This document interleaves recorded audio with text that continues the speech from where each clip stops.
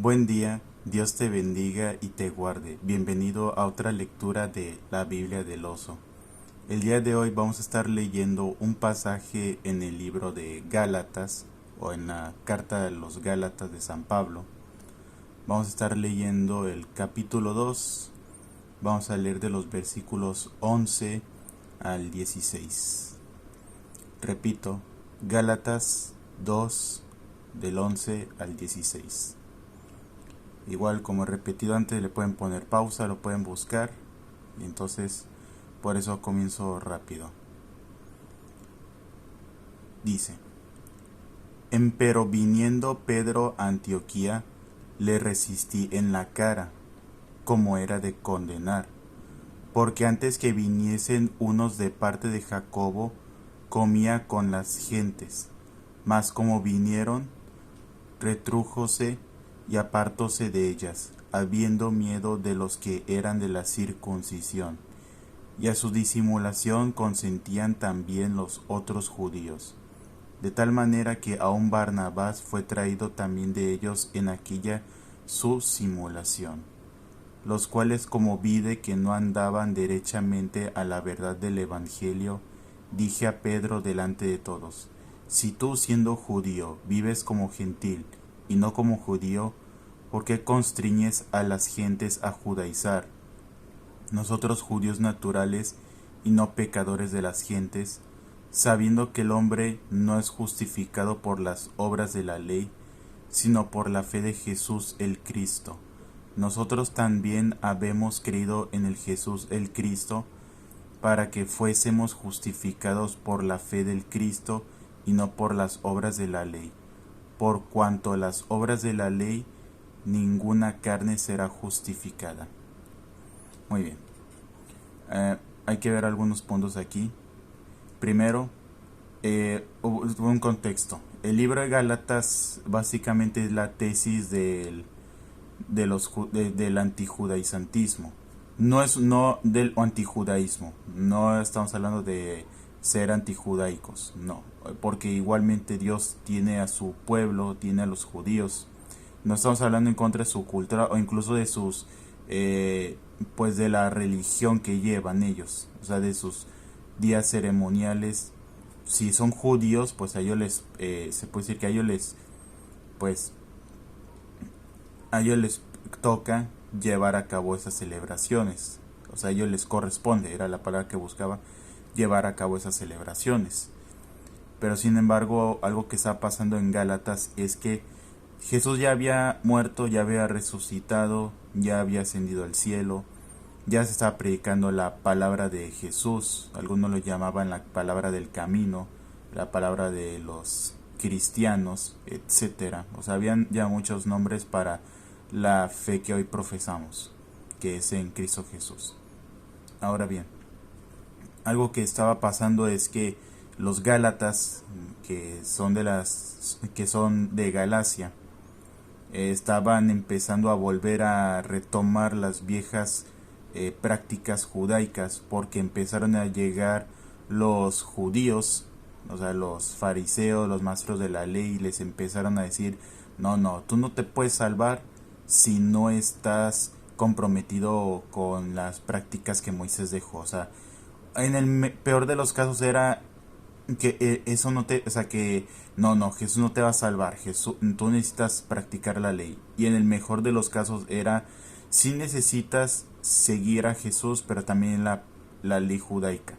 Eso lo podemos ver más explícitamente en el libro de Hechos, que había gente que, aunque ya se había convertido, igualmente creía que necesitaban seguir las prácticas de la ley judía, lo cual, como dejo claro, una cosa es que fue impuesto para el pueblo de Israel, los hijos de Jacob, siendo específicos. No hablo del Israel espiritual, porque muchos vamos a andar ahí alardeando diciendo que somos el Israel espiritual. De acuerdo, o sea, somos elegidos por Dios, podemos ser hijos de Abraham, porque Abraham fue justificado por la fe. Entonces nosotros, al justificarnos por la fe en Jesús, podemos ser también hijos de Abraham. Pero no estoy hablando de esa paternidad espiritual. Aquí estamos hablando de una paternidad literal. Al menos yo no creo que yo sea judío, o sea, que yo provenga de ellos. Si supiera que vengo, pues qué bien. Aún así, si yo supiera que tengo descendencia judía, eso no sería suficiente motivo para que yo me regrese a la religión judía.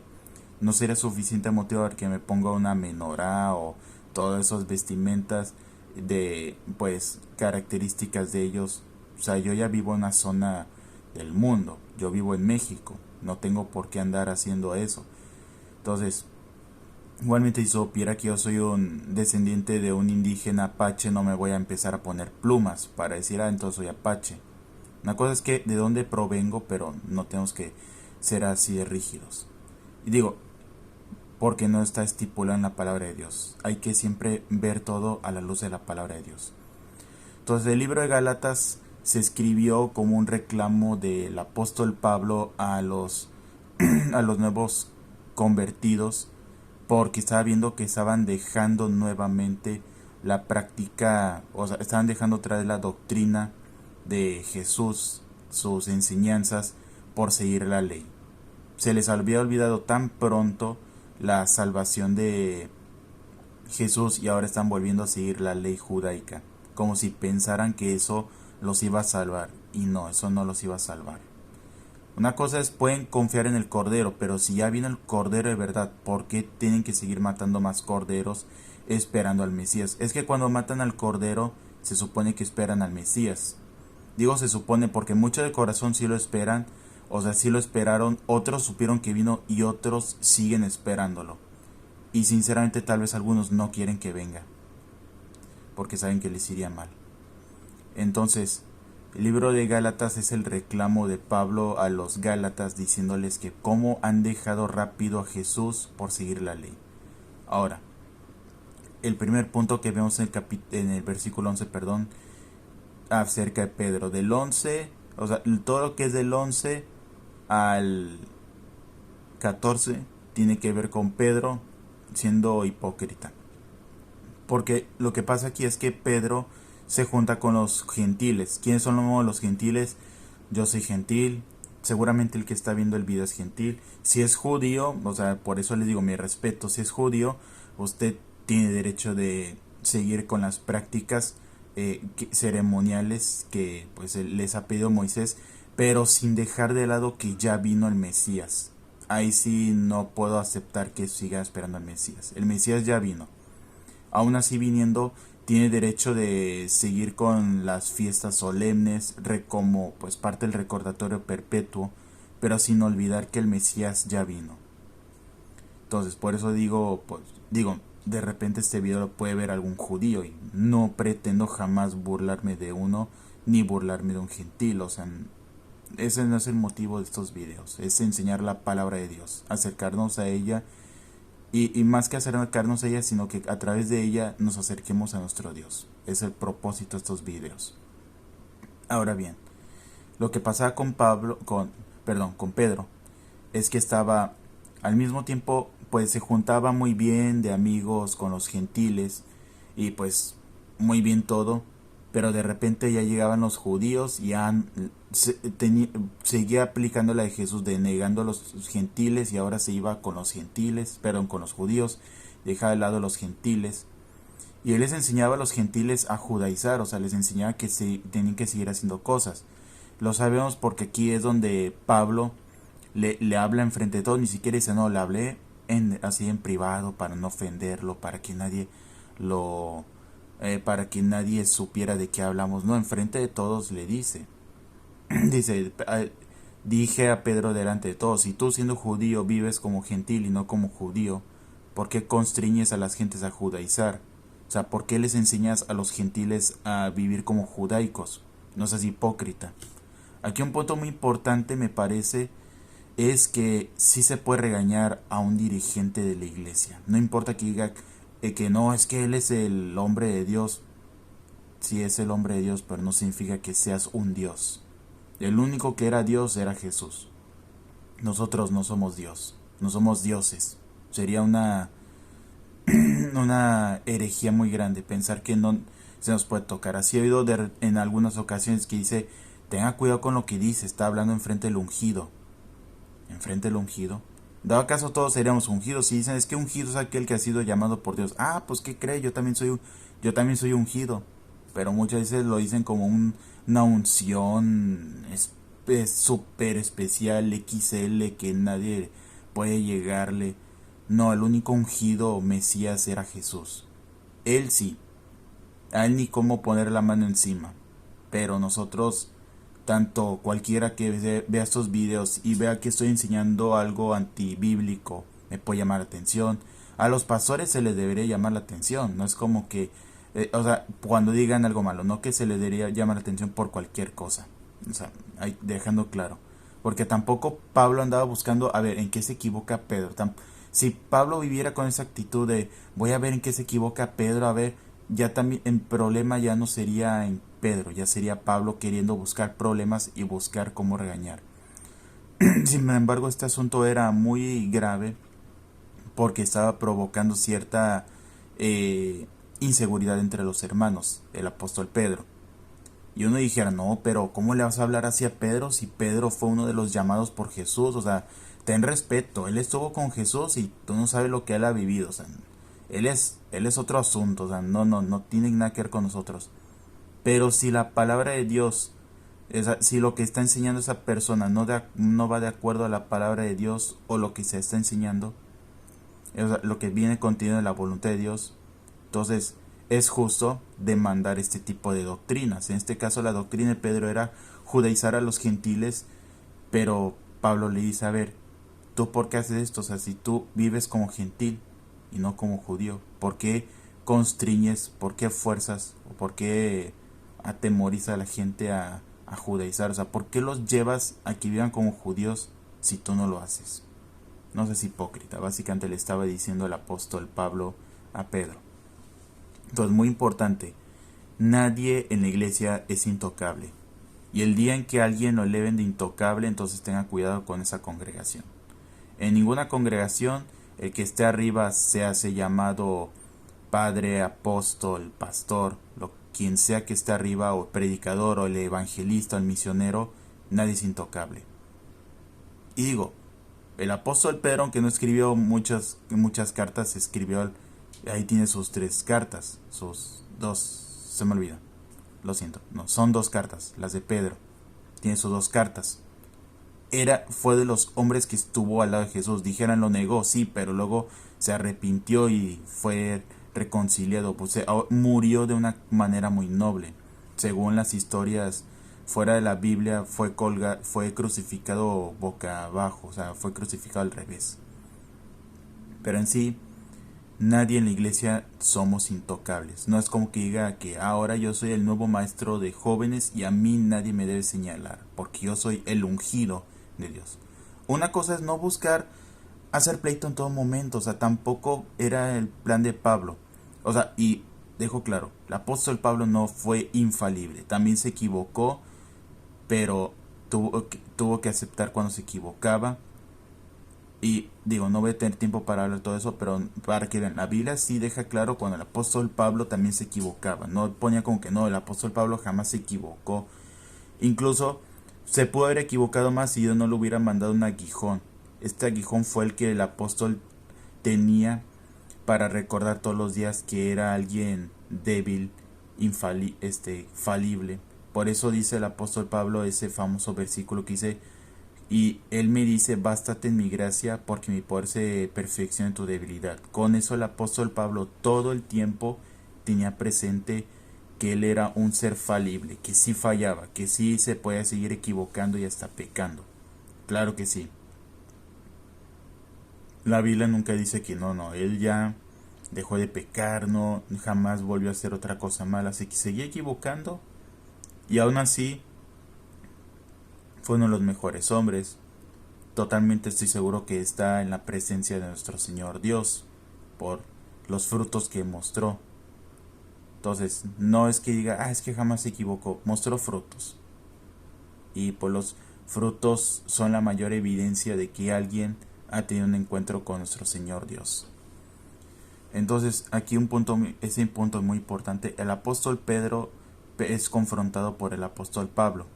Aunque dijera uno, pero sí, el apóstol Pablo también se encontró con Jesús, pero de una manera no tan directa, porque ya Jesús se le presenta de una manera más indirecta cuando le dice Pablo, Saulo, ¿por qué me persigues? Dura cosas dar cosas contra el aguijón. Cuando se encuentra ahí, si es un encuentro con Jesús, ahí lo deja muy claro, dice, soy Jesús al que persigues. Pero el apóstol Pedro estuvo 3 años caminando con Jesús.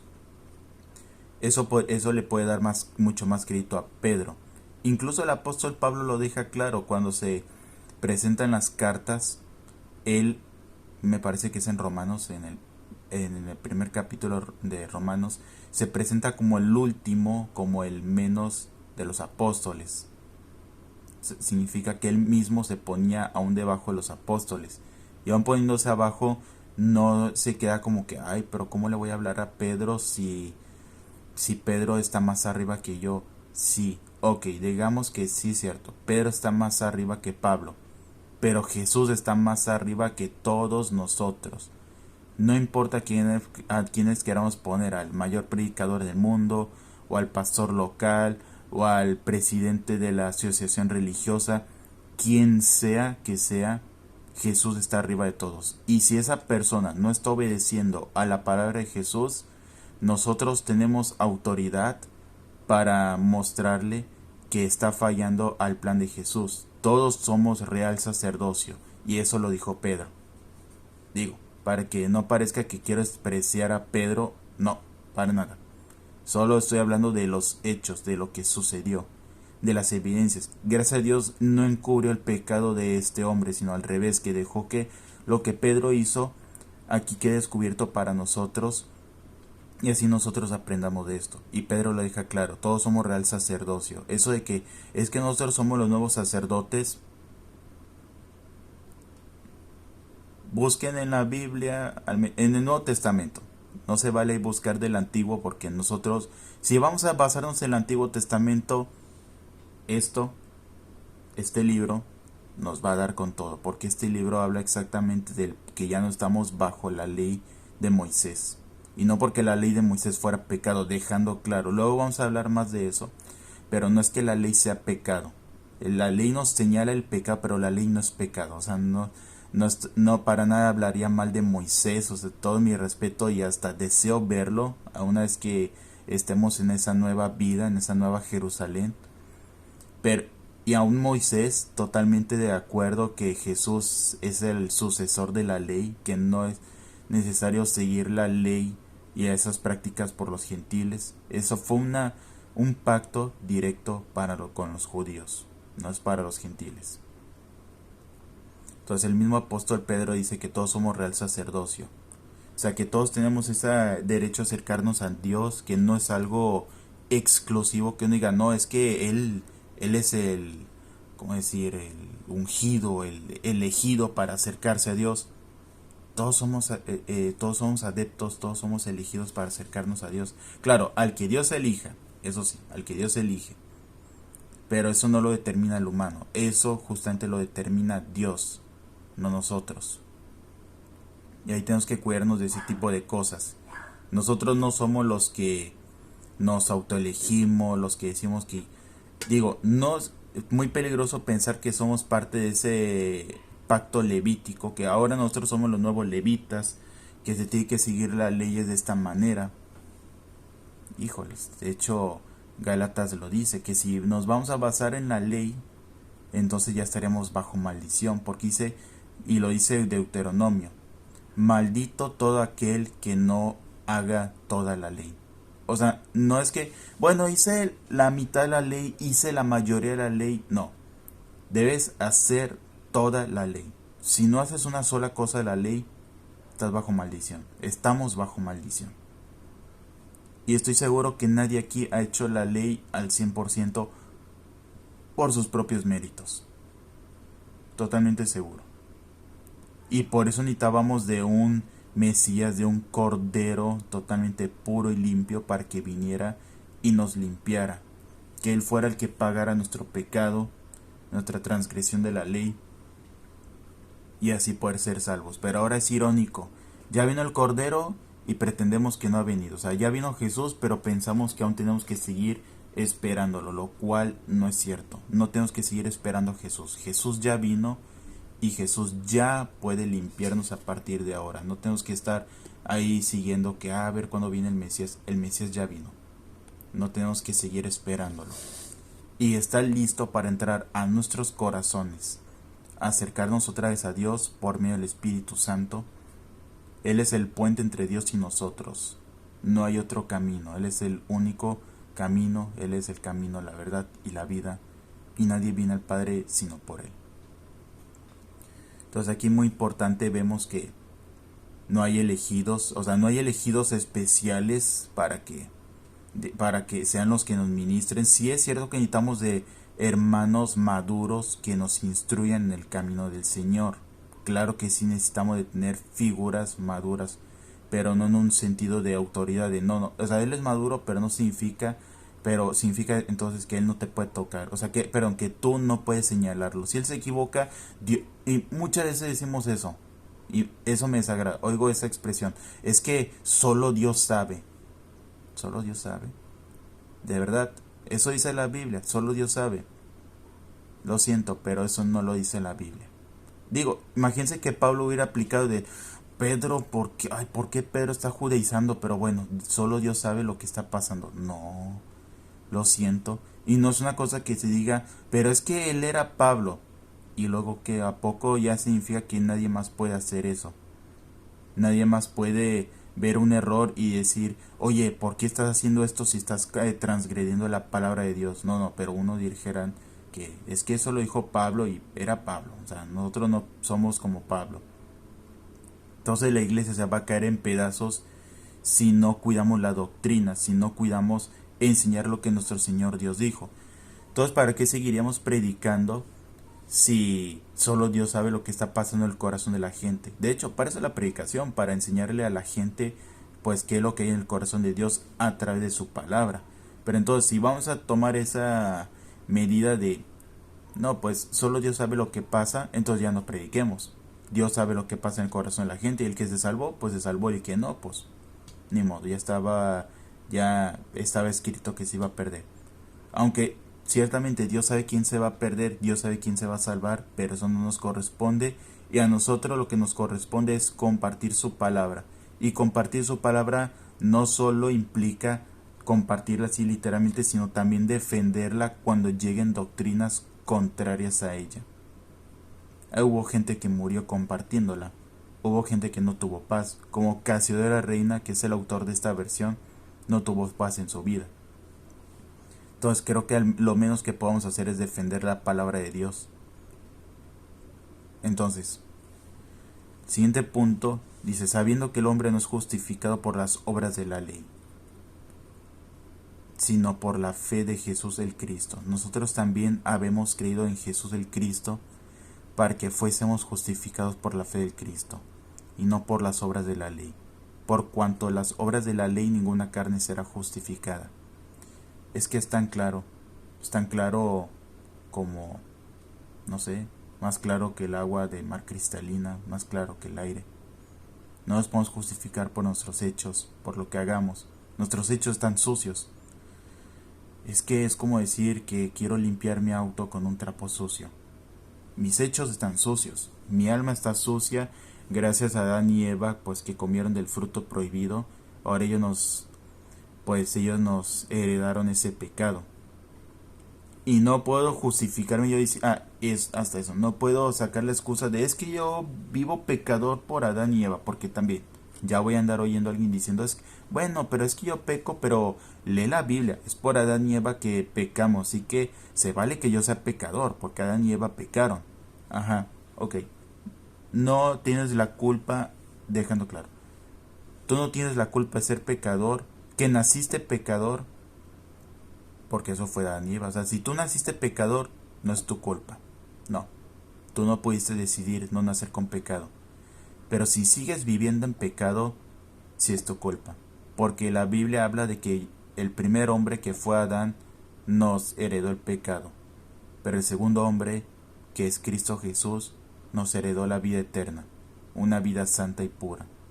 Entonces, ese argumento de yo soy pecador porque Adán y Eva fueron pecadores y me lo heredaron, no es justificable. Porque si bien es cierto que nacimos pecadores y eso no es nuestra culpa, si es nuestra culpa si seguimos viviendo así. Es como decir, nací enfermo, no es mi culpa, ¿de acuerdo? Pero hay medicina, ya hay una cura. Pero ahí sí no queremos tomárnosla, porque ya queremos vivir con ese estilo de vida pecaminoso. Ahí sí no nos podemos justificar. Ahí sí es totalmente nuestra culpa. No es mi culpa haber nacido pecador, ¿de acuerdo? Pero sí es mi culpa si sigo viviendo como un pecador. Ahí ni cómo poder ayudar. Entonces, no, nuestras obras no pueden justificar, y parece que se contradice con Santiago. Incluso Martín Lutero quería quitar a Santiago del canon de la Biblia porque decía que Santiago, ¿cómo iba a decir de la ley, de las obras? Que cómo va a hablar de eso si nos justificamos por la fe. Una cosa es lo que habla Santiago son las obras como manifestación del Espíritu Santo. Aquí cuando habla de obras para salvarnos. O sea, yo voy a hacer siendo pecador, voy a hacer obras para salvarme. No es. El paso correcto es, soy pecador, me arrepiento por la palabra, o sea, con la palabra de Dios, con el Espíritu Santo, yo me arrepiento. Cuando me arrepiento le entrego mi vida a Jesús. Ahora hago obras que demuestran que soy salvo. Las obras son una manifestación, son un resultado. No son no lo que hacemos para salvarnos, es el resultado de que hemos sido salvos. Entonces, esa es la gran diferencia de las obras de acuerdo a lo que dice aquí y las obras como las menciona Santiago. Luego podremos hablar más de ese punto. Las obras de acuerdo al apóstol Santiago. Entonces, ¿cómo vas a justificar? Es como, o sea, con nuestras obras de la carne. Es como si hubiera cometido un atropello y ahora voy con el juez, eso lo vi en una película. Y ahora voy con el juez y digo, bueno juez, es que sí maté a alguien, pero también juez, le he dado de comer a la gente de la calle, o sea, veo a alguien, le doy dinero, les he traído comida, entonces aliviánese, o sea, también, o sea, no sea malo, equilibre. Y muchos dicen eso, es que Dios equilibra las buenas obras y las malas obras. Tendría que ser el juez más corrupto. ¿Qué dijeran si ese juez, yo le dijera así, yo cometí ese, o sea, no lo, o sea, sí, o sea, maté a alguien, pero también he hecho cosas buenas, así que equilibre las obras buenas y que el juez se vaya atreviendo a equilibrar a pesar lo que hice bueno con la muerte y diga, bueno, pues el veredicto final es que como sí es cierto, mató a una persona, pero como también dio de comer, ayudó a las ancianas, apagó fuegos, entonces este hombre es considerado inocente. Totalmente de acuerdo que sería el juez más corrupto del mundo. El juez no está para ver qué cosas buenas hiciste, el juez está para condenarte por ese crimen que cometiste. Una cosa buena no va a opacar a las demás cosas malas, lo siento. Y no saben que no lo siento, simplemente una cosa buena no limpia las cosas malas que hicimos. Ese es Jesús. Jesús es el que sí nos limpia de todo mal. Porque Él ya pagó como si Él hubiera sido el malo. Por eso es que Jesús es el único camino para ser limpios. Entonces, muy importante ver esos puntos. No nos podemos justificar por nuestras obras porque nuestras obras son inmundas. Luego hablaremos más de ese tema. Pero solo quiero dar este pequeño, bueno, entre comillas, pequeño repaso porque ya va media hora. Entonces no nos podemos justificar por las obras de la fe, perdón, por las obras de la carne, sino que nos justificamos por medio de la fe en Cristo Jesús. ¿Y por qué solo en Cristo Jesús? Porque Él murió como si hubiera sido un pecador. Entonces miren cómo encaja bien. Nosotros somos los pecadores que merecemos morir e irnos al infierno. Muere alguien inocente, porque pueden decir, bueno, murió alguien como un pecador, sí, pero si muere otro pecador no paga, o sea, el pecador igualmente tiene que pagar, o sea, tiene que morir. ¿Y cómo va a pagar si él mismo está endeudado? Pero alguien que no tiene deudas, que es Jesús, muere como un pecador, como un deudor del pecado. No que él fuera pecador, pero murió como un deudor del pecado y pagó el precio. Eso encaja perfectamente con mi perfil. Yo pequé, no merezco el cielo, pero sin embargo Jesús pagó por mí como si él hubiera sido un pecador. Pagó la deuda y lo dejó sobrepagado, o sea, no se puede ni siquiera decir, ya se alcanzó la cuota tiene que morir de nuevo, no. Incluso se va a quedar el saldo a su favor. Entonces, solo por medio de Jesús es que nos podemos justificar, porque Él murió como un pecador sin serlo. Entonces, Él sí tenía el expediente, la cuenta vacía, o sea, de deudas, y nosotros somos los que tenemos las deudas. Por eso ahí sí podemos justificarnos. No por nuestras obras, porque nuestras obras son sucias. Es como decir, quiero pagar mis deudas. O sea, yo quiero pagar mis deudas. ¿Con qué? Si estamos pobres. No se puede pagar deudas no teniendo dinero. Jesús sí puede pagar los pecados porque no tenía pecado. Entonces, ¿cuál es el fin de todo esto? Recordar que nosotros nos justificamos por medio de la obra de Jesús en la cruz.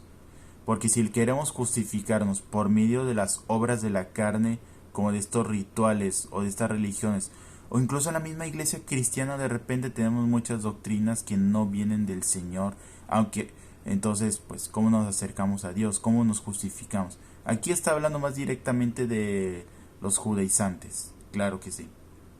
Pero también de repente se nos presentan doctrinas que no tienen que ver con la salvación, y pensamos que con eso nos justificamos, pero a la hora de estudiar la Biblia, escudriñar, nos damos cuenta que nada tiene que ver con el plan de salvación. Entonces, yo los invito a que, pues, lo mismo es siempre, parezco repetitivo, pero lo mismo es siempre. Seguir escudriñando la palabra, seguirla leyendo, seguir orando, seguir pidiéndole a Dios respuesta. Y pues en este caso, si vemos que si es correcto llamarle la atención a alguien, aún siendo un líder, porque está enseñando doctrinas o cosas que no tienen que ver con la salvación, hay que hacerlo. Si alguien me tuviera que llamar la atención a mí porque enseñé en el púlpito o en una célula o en la calle algo que no tiene que ver con el plan de salvación de nuestro Señor Jesucristo, lo tendría que hacer. Aún si fuera la persona, porque muchos pensamos en la iglesia como si también fuera jerarquías como de una empresa. Aún fuera el hermano que se encargara del ministerio de limpieza y a mí me oyera decir algo antibíblico, por más simple que sea, podría venir conmigo y decirme, ¿sabe qué? No estoy de acuerdo en lo que dijo, no me parece que la palabra que usted lo que está enseñando está acorde a la palabra. Tienen derecho, porque la autoridad no somos nosotros, es la palabra de Dios. ¿Y saben por qué la palabra de Dios es la autoridad? Porque si dice que es la palabra de Dios, es lo mismo que decir Dios es la autoridad. Pocas palabras. Entonces no importa qué jerarquías existan en una congregación, la autoridad es la palabra. Y si en esa iglesia o en esa congregación la palabra no es la autoridad, entonces estamos en muchos problemas. Entonces me despido con eso, diciéndoles, nos justificamos por medio de la obra de Jesús, de su cruz, Él muriendo como pecador sin siendo pecador. Entonces los invito a que sigamos buscando a Jesús de esa manera, que no nos justifiquemos por nuestras obras, pero sí por medio de la obra de Jesús en la cruz. Gracias por haberse quedado hasta este momento. Espero que esto los haya bendecido y que lo puedan compartir si pueden. Digo, no necesariamente en esta versión, pero creo que en la versión que tengan pueden compartir con los demás, y esto para alcanzar a nuestra gente, al mundo. Jesús nos encargó al mundo. Tal vez no todos vamos a ir por todo el mundo, pero sí a nuestro mundo, o sea, nuestros mundos, a nuestra familia, amigos, círculo amigos. Y recordarles que Jesús es el que nos justifica, es el camino ante el Padre. Y no necesitamos más camino que el que ya nos ha trazado Jesús. Gracias por haberse quedado hasta aquí. Es un gusto compartir todos los viernes con ustedes. Espero que esta palabra los llene, los conforte, los confirme en la palabra de Dios. Así que los espero la próxima semana con otra lectura de la Biblia del Oso. Que digo, cada quien puede tener su versión, pero me gusta compartirla en esta versión. Igual pues aquí se los pongo al lado para que tengan la lectura cercana, ahí disponible a la mano, y que podamos leer simultáneamente. Muchas gracias por haberse quedado hasta aquí, a quien sea que esté. Dios te bendiga y te guarde grandemente, y nos vemos hasta la próxima. Gracias por su compañía y nos vemos.